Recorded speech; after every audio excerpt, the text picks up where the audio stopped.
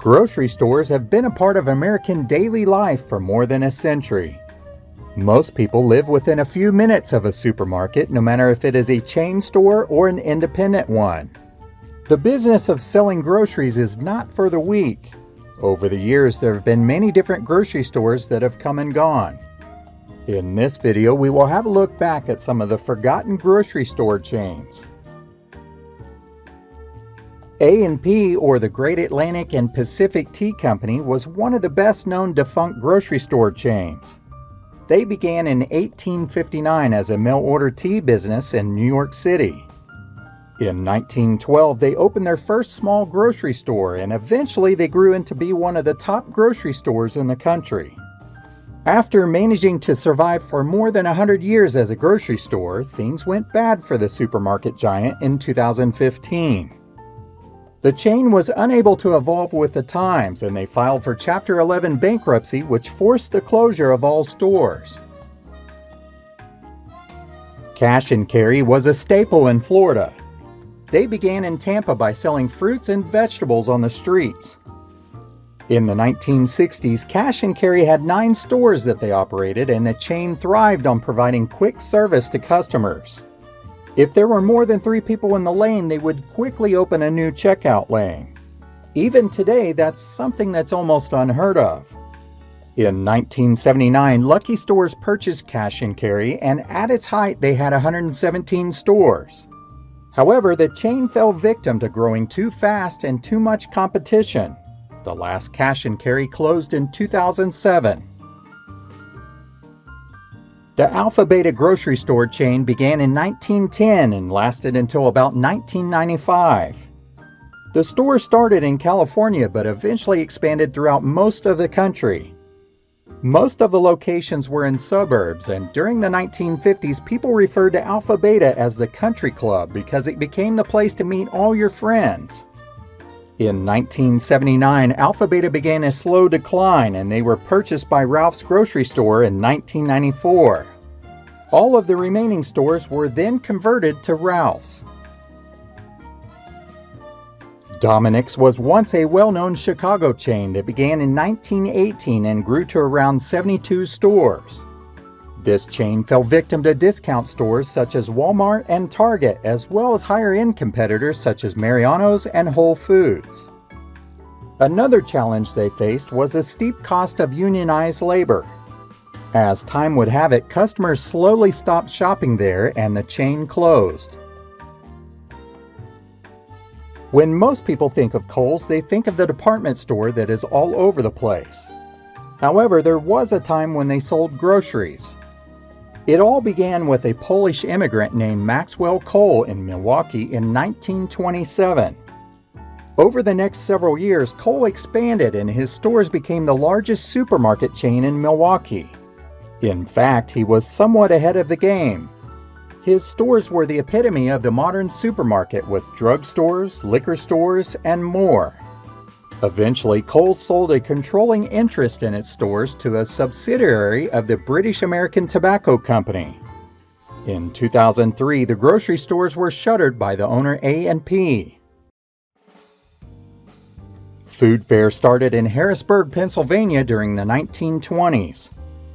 They would eventually grow to around 500 stores in the U.S. and become among the top 5 grocery stores.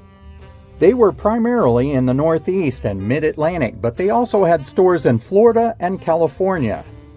By the 1980s, the stores had disappeared when they were rebranded as Pantry Pride. Grand Union was a big fixture in the New York grocery store landscape. At one point, they operated 222 supermarkets in 6 states, including Vermont, New Jersey, Connecticut, New Hampshire, and Pennsylvania. The stores were designed to meet the needs of each area, including a variety of brand name and private label groceries. Some locations also included cafes and pharmacies. In 2001, the company filed for bankruptcy and they were purchased by C&S Wholesale Grocers, who then sold it to Tops Friendly Markets. A year later, the new owner brought an end to the Grand Union brand.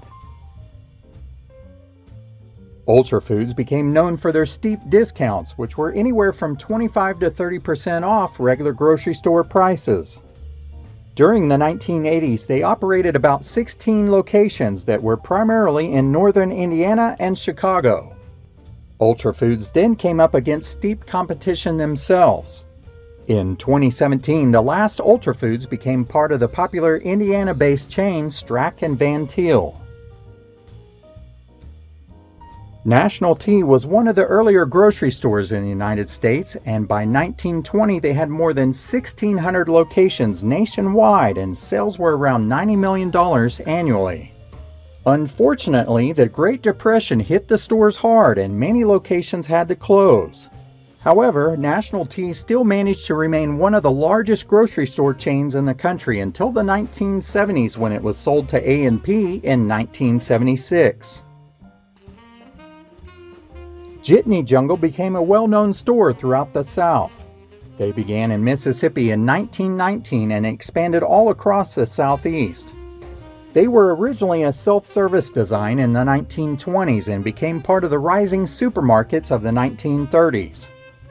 During the 1970s, they changed once again to become part of the discount megamarkets.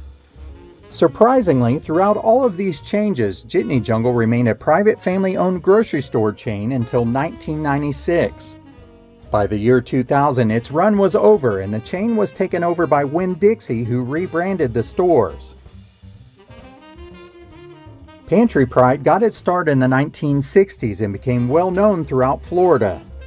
The store came about when Food Fair purchased a competitor known as Best Markets, which had a private label brand called Pantry Pride. The Best Markets name became a thing of the past, but the private label was then given the honor of becoming the store's new name. By the 1980s, Pantry Pride saw some hard times and began sliding into obscurity. At its peak, there were more than 440 supermarkets in 7 states on the East Coast and in the Bahamas. Fresh and Easy was launched by the UK-based Tesco in an attempt to break into the US market. However, the company had to file for bankruptcy twice, and the second time in 2015 brought an end to the chain.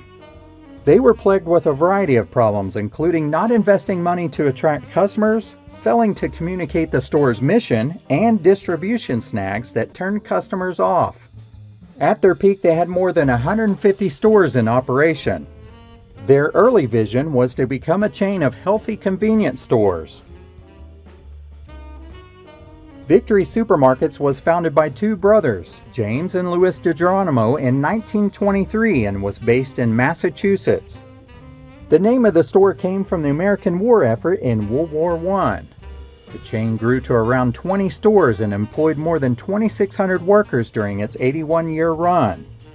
However, it was sold to the Hannaford Brothers Company in 2004, bringing Victory grocery stores to an end. Wobbems was a store that operated primarily in New York, but eventually expanded into New Jersey and Connecticut. They managed to stay in business for 115 years before they were purchased by A&P in 1986. This grocery store officially ceased operations alongside of its parent company in 2015. Marsh Supermarkets was a grocery store that began in 1931 and flourished in Indiana and Ohio, opening dozens of stores.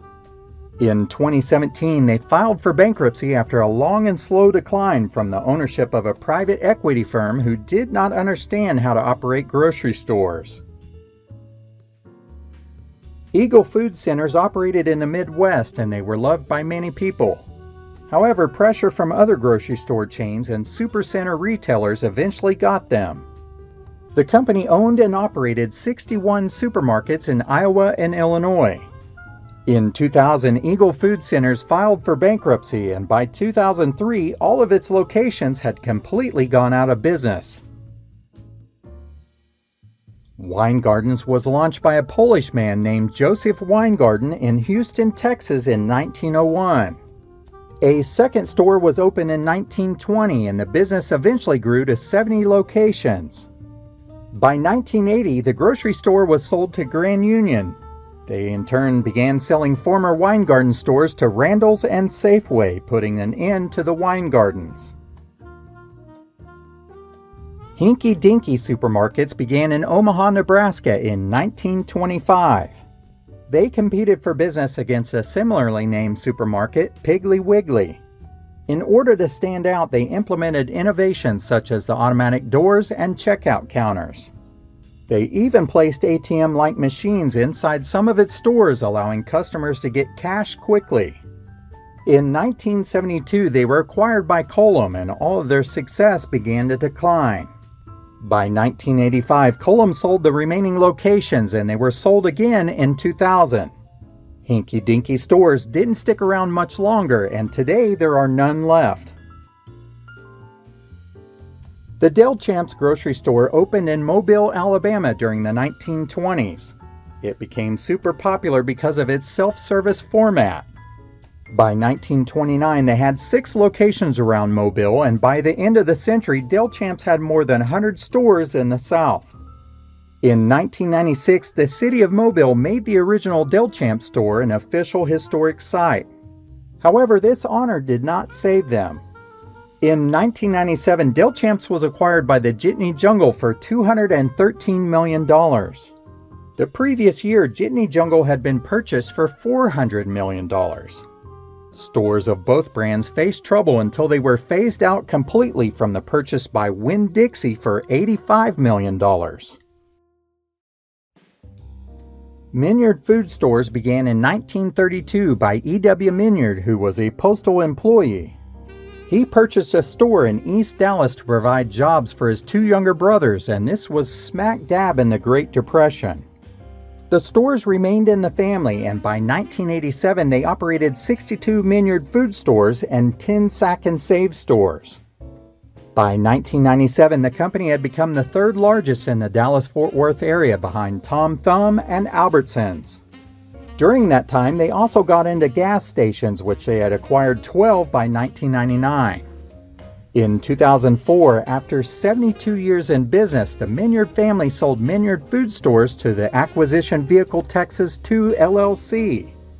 They continued to operate under the same names, but they were slowly closing stores due to the pressure from supercenters. In 2011, they were acquired by the RLS Supermarkets, and there were only 10 stores remaining under the Minyard's name. The last Minyard store closed for good in 2017, bringing an official end to the Minyard name in the grocery business. Big Bear was a chain of grocery stores in the Ohio area.